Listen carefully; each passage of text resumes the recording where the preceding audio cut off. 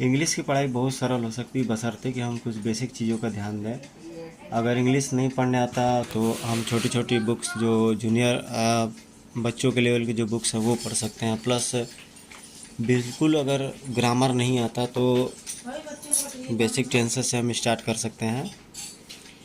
उसके बाद क्या आता है कि वर्ब आता है, नरेशन आता है, मतलब एडवांस ग्रामर में बहुत सारी चीज़ आती हैं ऐसे एडवांस ग्रामर में। तो ग्रामर ऐसे चीज़ होते हैं कि जिसको सीखना बहुत ज़रूरी होता है। अगर आप ग्रामर नहीं सीखते हैं तो वर्ब और प्रीपोजिशन और सभी सेंटेंसेस के बीच में आप कॉम्बिनेशन नहीं बना सकते हैं। जैसे मैं कुछ फ्रेजेस बोल रहा हूँ, इडियम और फ्रेजेस क्या होते हैं, हम यहाँ पे चैप्टर वाइज सभी चैप्टर्स को पढ़ेंगे ऑनलाइन। तो इडियम फ्रेजेस होते हैं जिसे कहावतें मुहावरे इंग्लिश में होते हैं, हिंदी में जैसे कहावतें होती है उस तरह से इंग्लिश में भी होती हैं। तो ये भाषा है, तो भाषा के बहुत सारे चीज़ें जो है एक दूसरे से मिलती जुलती हैं। जैसे संस्कृत हो गया, हिंदी हो गया, इंग्लिश हो गया, तो इसके बहुत सारे शब्द जो है मिलते जुलते रहते हैं। Just like I am talking about any topic. English में ऐसे बहुत सारे चैप्टर होते हैं जो आपको सीख लेने चाहिए अगर आपको इंटरेस्ट है बोलने में तो।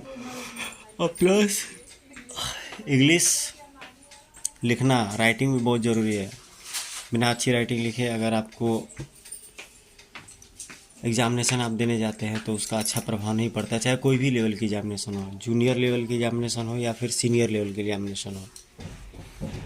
बहुत सारे जो जॉब्स होते हैं वो अंग्रेजी कम्युनिकेशन पे बेस्ड होते हैं। जैसे आप कॉल सेंटर वगैरह में चले जाओ या फिर बहुत सारे टीचिंग जॉब्स जैसे हो गए शिक्षा वगैरह के। तो आप जब पढ़ाने जाते हो तो आपकी कम्युनिकेशन स्किल्स को चेक की जाती है।